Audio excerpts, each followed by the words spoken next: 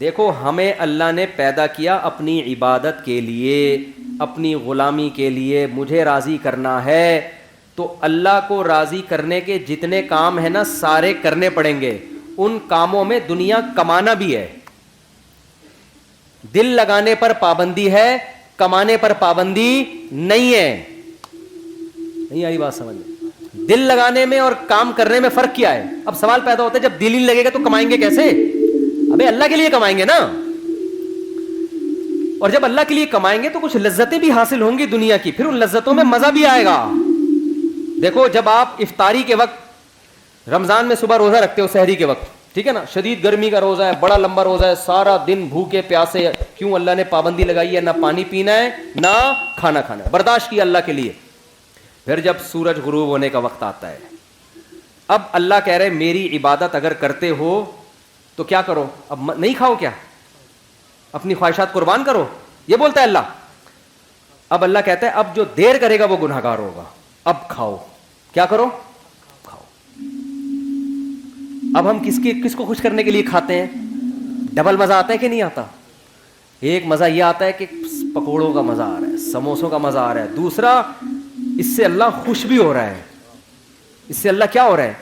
تو دنیا کا مزے کا مزہ اور اللہ کی عبادت کی عبادت. کیسی پیاری دعا ہے جو نبی پڑھا کرتے تھے روزہ افطار کرنے کے بعد، ذهب الظما وابتلت العروق وثبت الاجر انشاءاللہ. پیاس بھی چلی گئی اور رگیں تر ہو گئی. یہ تو دنیا کا مزہ، اور آخرت کا مزہ کیا؟ اس روزے کا اجر ہمارے اعمال میں اللہ نے لکھ لیا، یہ آخرت میں ملے گا ہمیں. اس کی ایک الگ خوشی ہوتی ہے. تو میرے بھائی آپ کو اسلام ترقی سے منع نہیں کرتا، دنیا سے دل لگانے سے منع کرتا ہے. دل کس سے لگاؤ؟ اللہ سے. لہذا اللہ کے لیے کسی سے لگانا پڑے تو لگاؤ. اللہ اگر منع کر رہا ہے لگانے سے تو یعنی دل تو دنیا سے بھی لگے گا مگر اتنا لگے گا جتنی اللہ اجازت دے رہے اور جس سے اجازت دے رہا ہے.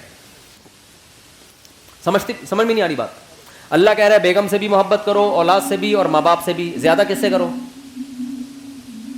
ان تینوں میں زیادہ کس سے کرو بھائی؟ ماں باپ سے بھی، بیگم سے بھی اور اولاد سے بھی. تینوں میں زیادہ کس سے کرنی ہے؟ پہلی بات تو اللہ سے ہم پرمیشن لیتے ہیں ان سے محبت کرنی ہے نہیں کرنی؟ اللہ نے کہا کرنی ہے. میری طرف سے کیا ہے؟ تو ہم چونکہ اللہ کے غلام ہیں تو اللہ آرڈر دے رہا ہے تو اللہ تو نے آرڈر دیا تو ہم کریں گے. ٹھیک ہے نا؟ یہ ہماری محبت کس کے لیے ہو رہی ہے؟ اللہ کے لیے ہو رہی ہے. تو یہ اللہ سے محبت کا حصہ ہے یہ.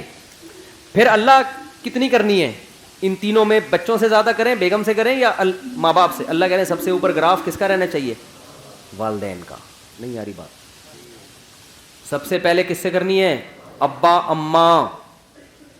نہیں آ رہی بات؟ اے اللہ کتنی کرنی ہے ان سے؟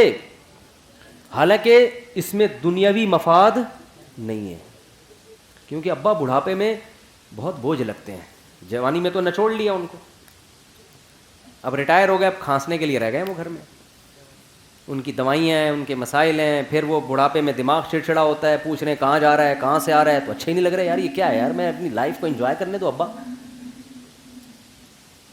تو ابا پھر اپنے ابا کے واقعات سنا رہے ہوتے ہیں، بیٹا ہم تو اپنے ابا کے پاؤں بھی دباتے تھے. ابا وہ پرانا زمانہ تھا، ونس اپون اے ٹائم. ابا کو سمجھا رہے ہوتے ہیں.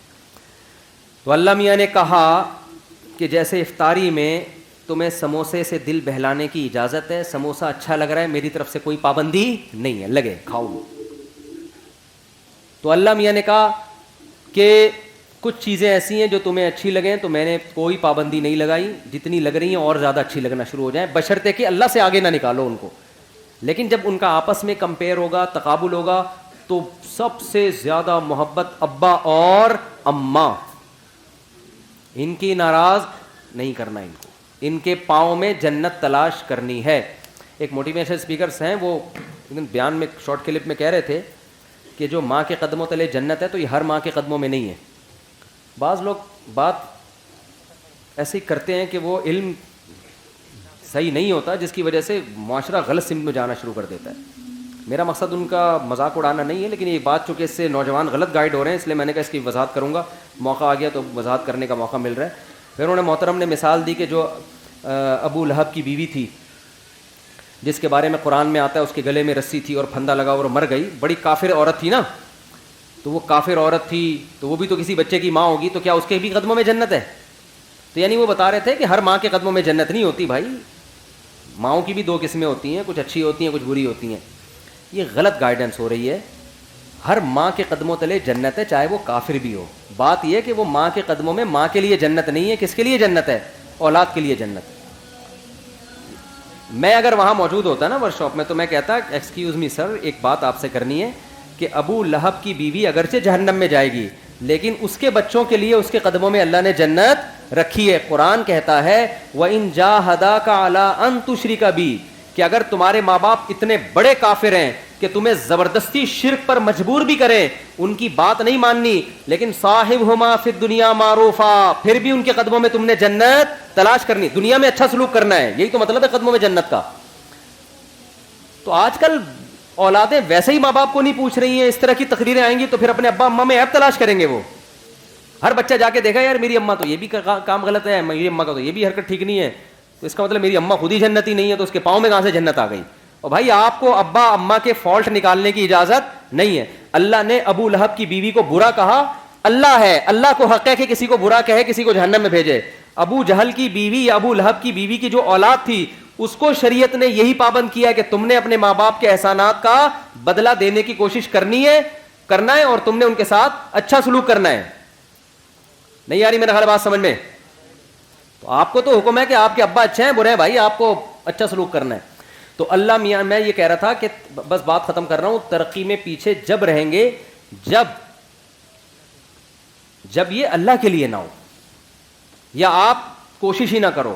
اللہ نے حکم دیا ہے کہ سارے کام کرنے ہیں کس کو راضی کرنے کے لیے؟ اللہ کو. اس سے پتہ ہے کیا ہوگا؟ یہ ترقی کی اسپیڈ غیر مسلموں سے بھی زیادہ تیز ہو جائے گی, کیونکہ جو کام اللہ کے لیے کیا جاتا ہے نا اس میں جان بہت ہوتی ہے, کیونکہ اس کا اجر کون دے گا؟ اللہ. دیکھو مجھے ایک بات بتاؤ, ڈاکٹر لوگ کہتے ہیں کہ, میں آپ چند مثالوں سے سمجھاتا ہوں کہ جب مذہب کی موٹیویشن ملتی ہے وہ بڑی بہت پاورفل موٹیویشن ہوتی ہے. وہ جہاں مذہب کی موٹیویشن نہیں ہوگی وہاں جان نہیں ہوتی. شوگر کے مریض کو ڈاکٹر کہتا ہے اتنے گھنٹے فاسٹنگ کرنی ہے, 100 میں 1 مریض کرتا ہوگا فاسٹنگ. لیکن رمضان آتا ہے, اللہ کا حکم ہے پورا مہینہ فاسٹنگ کرنی ہے. 90% مسلمان کیا کر رہے ہوتے ہیں؟ روزے رکھ رہے ہوتے ہیں, گرمیوں میں بھی سردیوں میں بھی. نہیں آ رہی میرا خیال ہے بات سمجھ؟ کیوں بھائی؟ اللہ کس کا آرڈر ہے؟ تو یار جو قوم صبح سے کہ رات تک اللہ کے لیے بھوکی پیاسی رہ سکتی ہے وہ پڑھ نہیں سکتی اللہ کے لیے؟ نہیں یاری بات. وہ پڑھے گی کیوں نہیں پڑھے گی؟ اس کو بتانے والے لوگ شارٹ ہے مارکیٹ میں. وہ مذہب کا صرف ایک پہلو سامنے رکھا ہوا ہے اس نے. اور سب سے بڑی بات یہ کہ یہ کام تھا ہماری حکومتوں کا, حکومتیں ذمہ داری پوری نہیں کر رہی ہیں. پڑھائی کا نظام تو دیکھو نا. کوئی بھی مجھے آ کے کہتا ہے نا اسکول میں پڑھتا ہوں, میں کہتا ہوں پڑھتا نہیں ہے, یہ بولو کہ میں اسکول میں نہیں پڑھتا ہوں, جھوٹ نہیں بولا کرو. تو یہ تو سسٹم مذہب کا نہیں ہے. یہ خرابی جو ہم ترقی میں پیچھے, ہمارے حکمرانوں کی پالیسیاں ہیں. ورنہ میں کے پی کے گیا ہوں نا, وہاں دین اور مذہب زیادہ ہے, وہاں ایجوکیشن کا ریشو پورے پاکستان میں سب سے زیادہ ہے. پورے پاکستان میں کے پی کے کی جتنی آبادی ہے نا اس کے لحاظ سے لٹریسی ریشو کے پی کے میں پنجاب اور کراچی کی نسبت زیادہ. کیوں؟ وہاں دین اور مذہب کیا ہے؟ زیادہ ہے. دین اور مذہب زیادہ ہونے کی وجہ سے جو اخلاقی برائیاں ان کا ریشو کیا ہے؟ کم ہے. جب اخلاقی برائیاں کم ہوتی ہیں تو آپ اپنے ہدف کو فوکس کرتے ہو. تو اس لیے اللہ آپ کو ترقی سے منع نہیں کر رہا. المومن القوی خیر من المؤمن الضعیف, حدیث میں آتا ہے طاقتور مومن اللہ کو کمزور مومن سے زیادہ محبوب ہے. تو طاقت میں جسمانی طاقت بھی ہے, طاقت میں ایجوکیشن کی طاقت بھی ہے, طاقت میں دولت کی طاقت بھی ہے, طاقت میں ٹیکنالوجی کی طاقت بھی ہے. لیکن یہ تمام طاقتیں کس کے لیے ہوں گی؟ اللہ کے لیے ہوں گی. جب اللہ کے لیے ہوں گی تو دل اللہ سے لگے گا, ان طاقتوں سے نہیں لگے گا. لہذا کسی کو یہ طاقت مل گئی ٹھیک ہے, نہیں ملی تو کیا سوچے گا؟ بھائی میرا مقصد تھا اللہ کو راضی کرنا, وہ کیا ہو گیا ہے؟ پورا ہو گیا ہے. پھر گھر بھی بنا لے, پراپرٹی بھی خرید لے, مرے گا تو کوئی بات نہیں, یار ہم نے تو اللہ کو خوش کرنے کے لیے بچوں کے لیے بنائی تھی. مر گئے تو کیا ہو گیا؟ ابے لوگ کہہ رہے ہوتے ہیں نا بیچارے نے اتنی محنت سے کروڑوں روپے کا گھر بنایا, بیچارے کو رہنا نصیب نہیں ہوا, تو اتنا کیوں طرز کھا رہے ہو؟ رہ بھی لیتا تو کتنے دن رہ لیتا. یوں بولا کرو بیچارے نے اللہ کو راضی کرنے کے لیے گھر بنایا, رہنا نصیب ہو یا نہ ہو اللہ راضی ہو گیا, کیونکہ اس نے اپنے بچوں کا سوچا تھا. نہیں یاری بات سمجھ میں؟ تو کیا بیچارہ کہاں سے ہو گیا؟ جس کے لیے بنایا تو وہ خوش ہے نا. ایک صاحب کی بچے کی جاب لگی ملٹی نیشنل کمپنی میں, پہلا دن تھا اس کا انا للہ ہو گیا بیچارے کا نا کرنٹ لگنے سے. اب مار ہو رہی ہے, ہائے میرا بچہ آج پہلا دن تھا. میں نے کہا بھائی اگر آخرت کے لیے یہ کام کیا ہے نا تو کامیاب ہو گیا, آخرت کے لیے نہیں کیا تو آج نہیں تو کل بہرحال اس نے مرنا تھا. کتنے دن زندہ رہ لیتا ہے انسان. تو مسلمان کیا سوچتا ہے ہر چیز میں. تو ہم تو آپ کو زیادہ, ہم تو کہہ رہے ہیں اپنی صحت بنانا یہ مذہب کا حکم ہے. دیکھو آپ کہتے ہیں نا آخری بات, بار بار آخری کر کے سچی مچی کی آخری, مولوی صاحب کر لوں آخری بات. دیکھو ہم کیا کہتے ہیں, علماء کیا کہتے ہیں, میں میری کیا اوقات, شریعت کیا کہتی ہے. شریعت کیا کہتی ہے, ویلیو بتاتی ہے صحت کی 2 ٹکے کی نہیں ہے. جو بیمار ہیں وہ بھی کہاں جائیں گے, جنت. ایوب علیہ السلام کی ساری زندگی صحت میں گزری, بیماری میں گزری, بیماری میں گزری. کہاں جائیں گے, جنت میں. ان کے تو مقامات ہی بیماری کی وجہ سے ہوئے. غیر مسلم کہے گا نہیں بیمار آدمی کیا ہے, ناکام. ہم کہتے ہیں ناکام ہے, تو ایوب علیہ السلام تو کامیاب ہی بیماری کی وجہ سے ہوئے ہیں. لیکن کیا اس کا یہ مطلب ہے کہ میں بھی بیمار ہو جاؤں. اب کوئی غیر مسلم سنے گا تو کہے گا ان کے ہاں بیماروں کی بڑی ویلیو ہے تو ان کو چاہیے خود سب بیمار ہو جائیں. نا نا نا نا نا, یہ بات سمجھیں. یہ بیماری کس کی طرف سے تھی, اللہ کی. انہوں نے کوشش کی صحت مند ہونے کی. حکم یہ ہے کہ صحت بنانے کی کوشش کرو, مگر صحت سے دل مت لگاؤ. بنانے کی کوشش کے باوجود نہ بنے تو ٹینشن مت لو. اللہ تمہیں بیمار رکھ کے ہی خوش ہوگا, راضی ہوگا. کیوں بیماری میں صبر کرو گے, اللہ چاہتا ہے تمہارے درجات صبر کے ذریعے بلند ہوں. کرنے سارے کامیابی کے راستے کو اختیار کرنا ہے, لیکن راضی اس پہ رہنا ہے جو کون چاہے گا, اللہ. پیسہ کمانے کی کوشش کریں, نہیں آتا ٹینشن نہیں لینی ہے. ریڈی لگائے ٹماٹر کی, بولے اللہ میرے ٹماٹر پہ کیا ہے, خوش ہے, میں اسی میں خوش ہوں. ہمارا مسئلہ سارا یہ ہے کہ ہم زمین پہ باپ بن گئے ہیں. آپ کہتے ہیں میری ارننگ اتنی ہونی چاہیے, میرا بحریہ ٹاؤن میں پلاٹ کیوں نہیں ہے, ہونا چاہیے. میں کرائے کے گھر پہ کیوں رہ رہا ہوں, میرا ذاتی گھر ہونا چاہیے. اللہ کہتے ہیں نہیں چاہیے. ایوب علیہ السلام چاہتے تھے کہ میری صحت اچھی ہو جائے. انہوں نے کہا اللہ مجھے صحت دے دے. اللہ نے کہا بھی نہیں ملے گی. انہوں نے کہا ٹھیک ہے اسی میں راضی ہوں میں. صحیح ہے نا, جب اللہ اسی میں خوش ہے تو ٹھیک ہے, میں کیا کروں, اسی میں راضی ہوں میں. اللہ نے آپ کا سارا اہل و عیال آپ سے چھین لیا, موت دے دی سب کو. ان کو چاہیے تھے اہل و عیال بچے, اللہ نے کہا نہیں دوں گا. انہوں نے کہا ٹھیک ہے میں اسی پہ خوش ہوں. پھر جب دیکھا اللہ نے ہر طرح سے ایوب علیہ السلام کو آزمایا, آخر میں دیکھا کہ ان کی زبان سے ساری زندگی ناشکری کا ایک جملہ نہیں نکلا. تو بعضوں کو اللہ دنیا میں نعمتیں لوٹا دیتا ہے, بعضوں کو آخرت میں. ایوب علیہ السلام کا چونکہ واقعہ قرآن میں بیان کرنا تھا, اللہ نے دنیا میں اللہ نے ان کو صحت بھی دی. انہوں نے کہا اللہ تو نے مجھے صحت دی ہے, مجھے میری آل اولاد بھی واپس چاہیے. اللہ نے سب کو زندگی دی, آپ کا پورا خاندان آباد کر دیا. اور اس بیماری کی حالت میں ٹڈیاں گری سونے کی ایوب علیہ السلام کے اوپر. بخاری کی حدیث ہے, جب ایوب علیہ السلام کو صحت ملی نا تو ٹڈیاں سونے کی, حالانکہ دولت ویسے ہی مل چکی تھی ایوب علیہ السلام کو, تو وہ ٹڈیاں جمع کر رہے ہیں سونے کی. تو اللہ نے کہا کہ اے ایوب کیا میں نے تجھے مستغنی نہیں, اتنا پیسہ دے دیا تجھے, اب تو یہ سونے کی کیوں جمع کر رہا ہے. تو ایوب علیہ السلام نے کیا کہا, اے اللہ میں تیری رحمت سے مستغنی نہیں ہوں.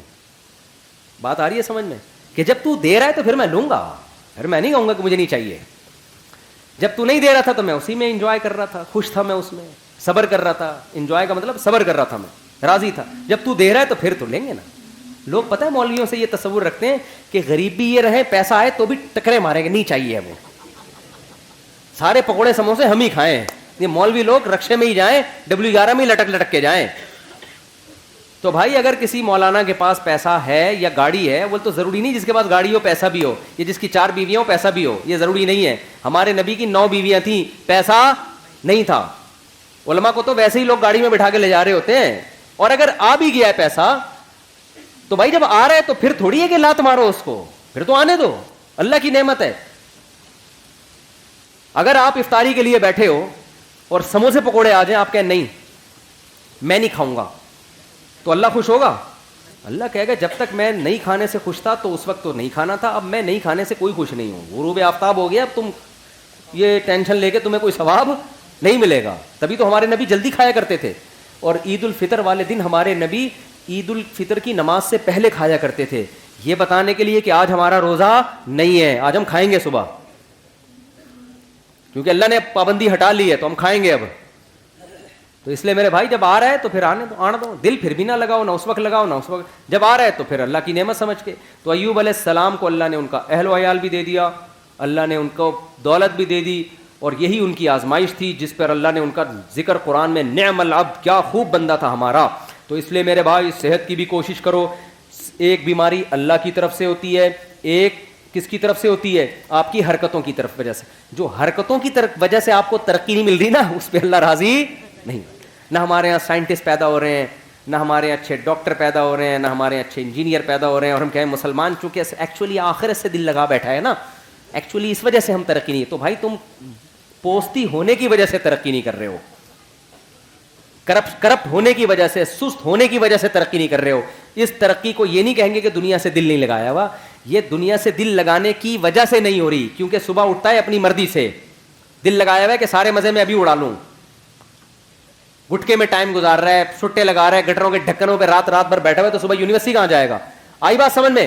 تو اب ہم نے ترقی غیر مسلموں سے زیادہ کرنی ہے, کیونکہ ہمارے پیچھے مذہب کی موٹیویشن ہے. سلمہ ابن اکوا رضی اللہ عنہ گھوڑے سے تیز دوڑتے تھے. کیوں دوڑتے تھے؟ پیغمبر کی یہ حدیث سنی ہوئی تھی کہ طاقتور مومن اللہ کو زیادہ محبوب ہے کمزور مومن سے. آج جتنا نیک ہوگا نا, اسپیڈ اتنی ہی سلو ہوتی چلی جائے گی اس کی. جب حضرت جی بنے گا پھر تو اٹھائے نہیں, پولیس آئے گی اٹھانے کے لیے, بہت نیک ہیں وہ تو چلو اللہ کی طرف سے. جوان کیونکہ نیک بہت ہے, پولیس آ رہی ہے, حضرت اٹھیں یار خدا کا واسطہ, اٹھا ہی نہیں جا رہا, نیک بہت ہیں, اتنے نیک ہیں کہ چلا ہی نہیں جاتا حضرت سے. یہ نیک یہ تو اللہ کی طرف سے اگر ایسی بیماری ہے پھر تو یقیناً نیک ہے. لیکن حضرت آپ اپنی خوراک پہ غور کریں, آپ کو دھماکے سے پھٹ جانا چاہیے تھا جو آپ کھا رہے ہیں. صبح اتنے پراٹھے, دوپہر پھر یہ, پھر رات کو دیر سے کھا کے حضرت سو جاتے ہیں, پھر صبح اٹھتے ہیں, پھر اتفاق سے سو جاتے ہیں. پھر دوپہر اگر کوئی کام ہوا تو کر لیا, نہیں تو پھر سو گئے. اور لیبل یہ لگایا جاتا ہے حضرت کے دل میں دنیا سے بالکل بھی محبت نہیں ہے. یہ جو حضرت فلانے کو ہینڈسم ہونے کا شوق ہے, جاگنگ کرتا ہے, بھاگتا ہے, اصل میں دنیا کی لالچ. تو میرے بھائی وہ مطلب نہیں ہے, صحیح ہے نا. مسلمان کی صحت بھی اچھی ہوتی ہے, خوراک پہ کنٹرول کرتا ہے. کیوں؟ اس کے رب کا حکم ہے کہ یہ زندگی جو پروجیکٹ کے لیے تمہیں بھیجا ہے نا, اس پہ جب کمپنی بلائے گی تو آنا, خود سے بھاگ کے آئے نا. اگر وہ جو میں نے مثال دی تھی نا کمپنی کی, تو پھر پولیس اریسٹ کرے گی. ہمیں تو خودکشی کی اسی وجہ سے اجازت نہیں ہے کہ اللہ میاں نے جس کام کے لیے بھیجا اسی میں لگے رہو, خود سے پہلے قبر میں جانے کی کوشش مت کرو. خودکشی ایک جزوی ہوتی ہے, کلی خودکشی ہے, کھمبے سے لٹک گئے, فوراً مار دیا. اس پہ کتنی شدید وعید ہے. حدیث میں آتا ہے جس نے اپنے آپ کو جس طرح سے قتل کیا, جب تک قیامت قائم نہیں ہوگی نا, برزخ میں اسی طرح مارتا رہے گا. یہ کلی طور پر. اور ایک ہے جزوی, سگریٹیں پھونک پھونک کے مار رہا ہے اپنے آپ کو, وزن بڑھتا جا رہا ہے, ڈاکٹر کہہ رہے ہیں تو لڈو کم کر دے ورنہ تو لڈو بن جائے گا تھوڑے دنوں میں. لڈو بن گیا ہے پورا, پھر بھی لڈو پھوڑے جا رہے ہے نا. اور جب اس کو سمجھایا جائے تو کہتا ہے میٹھا کھانا کیا ہے؟ سنت ہے. پھر تیجے کا کھانا, 40ویں کا کھانا, شب برات کا کھانا, 12 ربیع الاول کا کھانا, محرم کے کھانے. ہمارے نبی سے اس قسم کا کوئی کھانا کھانا ثابت نہیں ہے. صرف ایک کھانا نبی نے کھلایا, وہ ہے ولیمہ. بس شادی جب بھی کی کھانا کی, اس کے علاوہ کوئی دعوت نہیں ہے. یہ اس لیے رکھی تاکہ اس کو کریں لوگ, آئی بس اپریشیٹ کریں اس کو. ایک کھانا حدیث میں آتا ہے ولیمہ پیغمبروں کی سنت ہے. یہ بتانے کے لیے ہم نے بہت اچھا کام کیا ہے, اس پہ دعوت ہوگی. کیونکہ لوگ اس کو اچھا نہیں سمجھ رہے ہوتے نا. لوگ کہہ رہے ہیں پتہ نہیں کیا بے وقوف آدمی ابھی سے شادی کر آ کے بیٹھ گیا. تو اسلام نے کہا کرو, پہلی شادی میں بھی ولیمہ, دوسری میں بھی, تیسری میں بھی, چوتھی میں بھی, یہ بتانے کے لیے کہ تمہیں تکلیف ہو رہی ہے, مجھے بہت خوشی ہو رہی ہے. ہاں تبھی تو ہے ولیمہ. بہت پہلی دفعہ کوئی ڈھنگ کا کام کیا میں نے. تو اب اس سے 4 شادیاں بھی آ گئیں. دنیا جب دل لگانے کے 4 شادیاں کس کے لیے کرنی ہے؟ اللہ کے لیے. پیغمبروں کی سنت ہے. نسل بڑھانا کس کی سنت ہے؟ پیغمبروں کی. ہم اس لیے کر رہے ہیں. اب اس میں اگر مزہ بھی آ رہا ہے تو آنے دو یار, جب افطاری میں بھی تو مزہ آتا ہے نا. اب آپ افطاری, کوئی غیر مسلم آئے بولے تو یہ سموسے کیوں کھا رہا ہے افطاری میں؟ آپ بولے اللہ کا حکم ہے. ابے تیرے تو مزہ آ رہا ہے اس لیے کھا رہا ہے تو آپ کیا جواب میں دو گے؟ بھائی جب اللہ کو مجھے یہ دیکھ کے مزہ آ رہا ہے کہ مجھے مزہ آ رہا ہے تو آنے دو نا. اللہ بھی خوش ہے, میں بھی خوش ہوں, کیا ہے تجھے کیا تکلیف ہو رہی ہے؟ کیا خیال ہے؟ 1 گھنٹہ پہلے کھاتا تو مزہ تو آتا, لیکن اللہ خوش نہیں ہوتا. تو اللہ کو اس میں مزہ آ رہا ہے, اللہ بھی خوش ہے. اللہ ہی تو کہہ رہا ہے کھاؤ نا, کھاؤ. اللہ تو ہم کھا رہے ہیں, مزہ بھی آ رہا ہے, اللہ بھی خوش ہو رہا ہے. تو اسی طرح شادیوں میں اللہ نے کہا مزہ بھی آئے گا اور اللہ بھی کیا ہوگا؟ خوش ہوگا, کیونکہ اس مزے سے یہ چاہتا ہے اللہ کہ یہ مزہ تم کرو. لیکن اگر گرل فرینڈ رکھی, بدنظری کی, انٹرنیٹ پر فحش فلمیں دیکھی, مزہ تو آئے گا مگر قیامت میں یہ مزہ کرکرا, کیونکہ اللہ کو غصہ بہت آئے گا اس پہ. حلال میں مزہ بھی ہے اور اللہ کی رضا بھی ہے. میں جب دوسری کر رہا تھا نا, لوگ کہہ رہے تھے ابے سنت کا لیبل لگایا ہوا ہے, اصل میں تو مزے اڑانے کا شوق ہے. تو میں نے کہا مزے اڑانے کا شوق تو تمہیں بھی ہونا چاہیے, کیا خیال ہے؟ کس کو نہیں ہے دنیا میں؟ لوگ گٹکے کھا رہے ہیں, چھٹے لگا رہے ہیں مزے کے لیے, تو تم بھی کر لو. میں تو کر اس لیے, میں نے کہا یار جب اللہ کو خوشی ہو رہی ہے کہ اگر مجھے مزہ آ رہا ہے تو اللہ کو خوشی ہو رہی ہے, تو میں کیوں نہیں کروں ایک کام بھائی. ویسے آتا واتا نہیں ہے, یہ دماغ میں رکھ لینا, حقیقت بتا رہا ہوں میں. کیونکہ ابھی کل ایک بندے کا پرچہ, چند دن پہلے ایک بندے کی پرچی آئی کہ میں نے دوسری کی ہے, مجھے بالکل بھی مزہ نہیں آ رہا. نہیں, اس کا حاصل یہ تھا کیونکہ میری بیوی دھمکی دے رہی ہے, گھر آئی نا الٹا لٹکا کے ماروں گی تجھے میں, سالے الگ ڈنڈے ونڈے لے کے چل رہے ہیں. لیکن اگر آ بھی جائے تو بھائی اس پہ اللہ کو کوئی غضب نہیں ہے, اللہ اس پہ کیا ہے؟ خوش ہے. کیوں؟ اس پہ بہت ساری برکتیں ہوتی ہیں. آپ ایک عورت کو بچا لیتے ہو برائی سے, آپ خود برائی سے بچتے ہو, آپ کو اولاد ملتی ہے, آبادی بڑھتی ہے, اس سے ملک میں جوانوں کا ریشو کیا ہوگا؟ زیادہ. بوڑھوں کا ریشو جوانوں کے مقابلے میں کم, کھانے والے کم, کمانے والے زیادہ. تبھی تو یورپ چاہتا ہے ایک ایک بچے پہ 20-20 لاکھ روپے انعام دے رہا ہے وہ, پاکستانی اعتبار سے, کہ پیدا کرو. ان کو پتا ہے کہ یار ہمارے پاس سب کچھ ہے, نسل ہی نہیں ہے, لہذا ہم ویسے ہی ختم ہو رہے ہیں, اور ہمارے پاس کچھ بھی نہیں ہے, ایک نسل ہی ہے. اگر یہ بھی ختم کر دی نا تو نہ نسل ہوگی نہ ٹیکنالوجی ہوگی, ایویں ہی ختم ہو جائیں گے ہم. ٹھیک ہے نا؟ تو دونوں چیزیں ساتھ ساتھ چلاؤ, بچوں بھی پیدا کرو, پڑھاؤ بھی, تربیت بھی کرو ان کی. تو خیر اس لیے بھائی شادیاں بھی ہیں اسلام میں, اور اسلام تو جلدی شادی کا حکم دیتا ہے, عورتوں کے گھر بستے ہیں اس سے. تو میں نوجوانوں سے کہتا ہوں نہ فلمیں دیکھو, نہ لڑکیوں سے دوستیاں لگاؤ, کیا کرو بھائی؟ نکاح کرو. اور آخری بات, بالکل واقعی سچی مچی کی آخری بات, اب میں بالکل کائنڈلی بیٹھ جائیں, آخری سچی مچی کی آخری. دیکھو یہ تو میں نے آپ کو وہ باتیں بتا دیں جو اسلام میں آپ کو حکم دیا گیا ہے, اور اس میں ہماری دنیا کا بھی فائدہ ہے.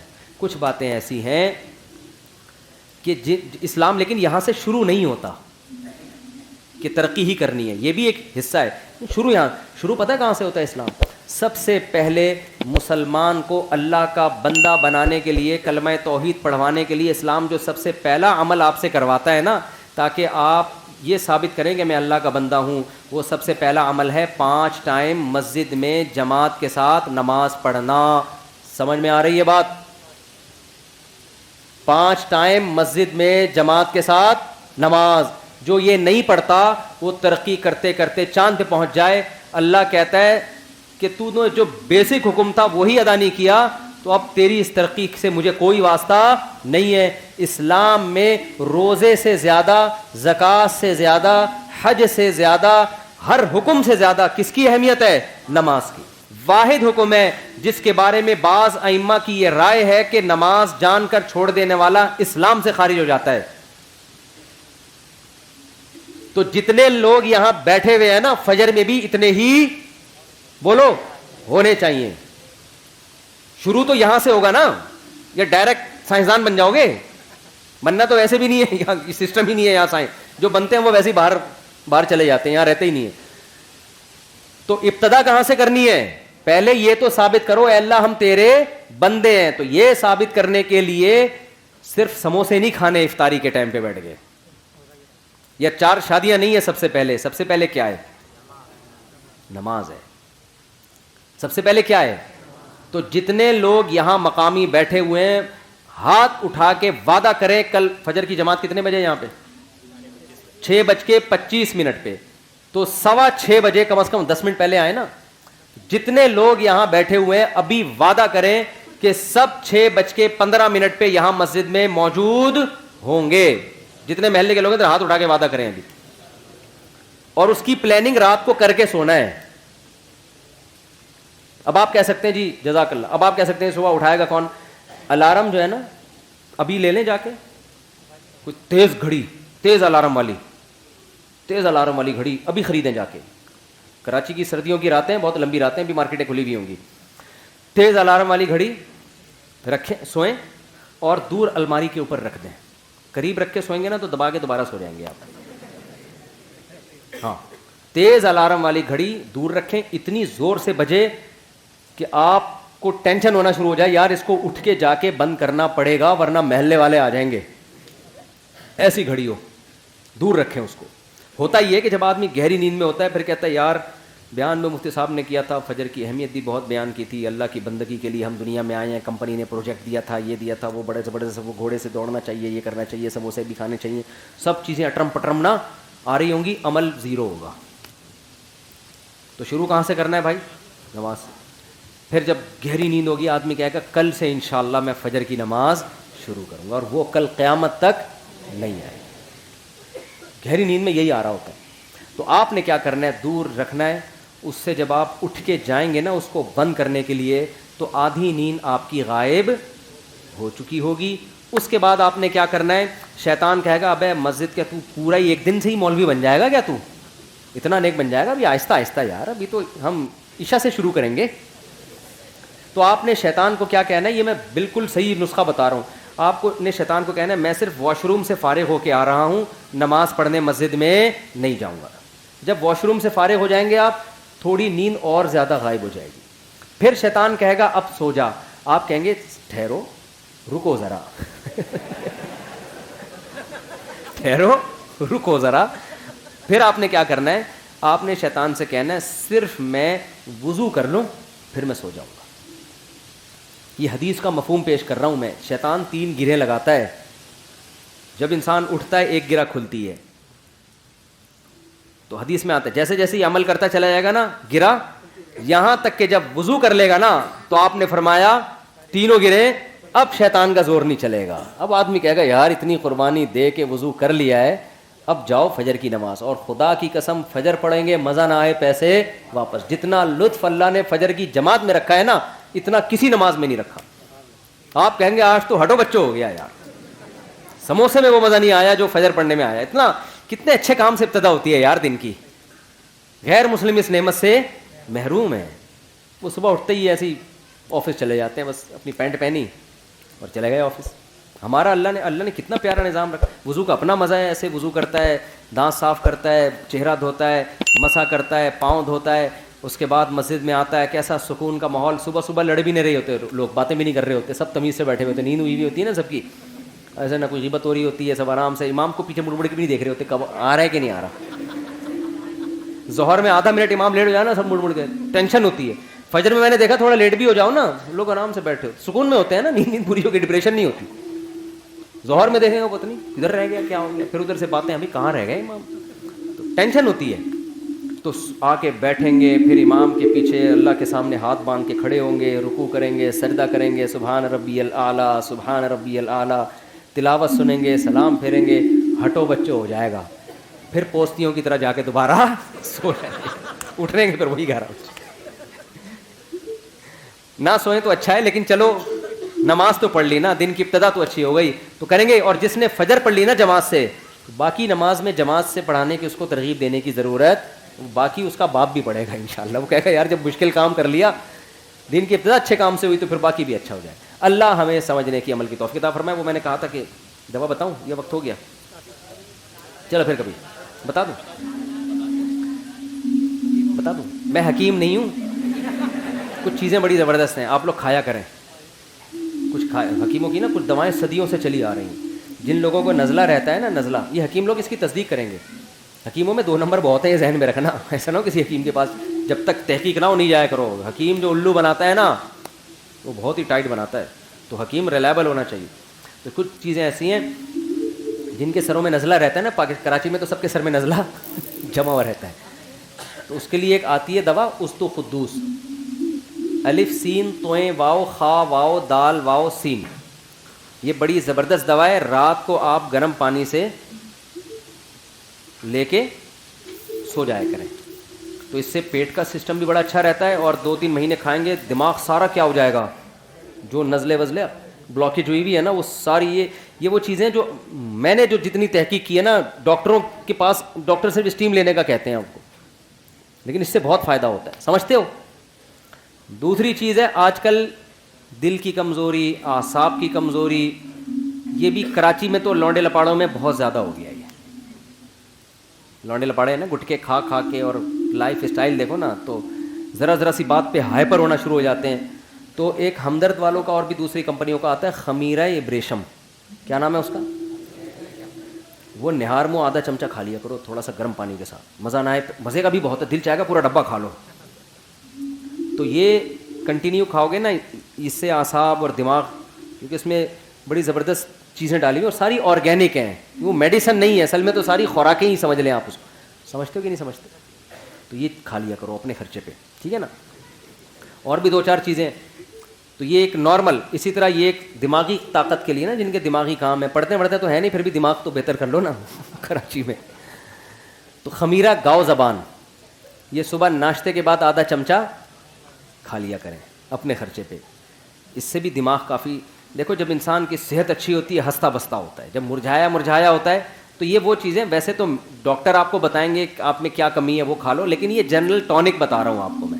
یہ ایسی چیزیں ہیں جو صحت، اس سے آپ کی کیا رہتی ہے، بہت اچھی رہتی ہے صحت. تو یہ 1-2 مہینے کھا لیا پھر چھوڑ دیا، پھر 1-2 مہینے کھا لیا، اس کے کوئی نقصانات نہیں ہیں.